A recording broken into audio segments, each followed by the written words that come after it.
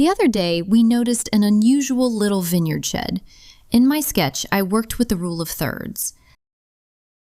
The shed sits roughly a third of the way across the painting. Beyond that, I tried to tell the story by dividing the image in half.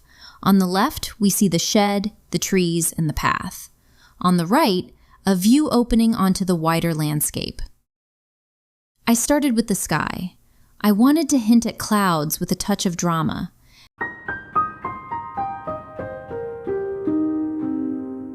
Then I painted the distant landscape, where the vineyards stretch out, perhaps just after the rain.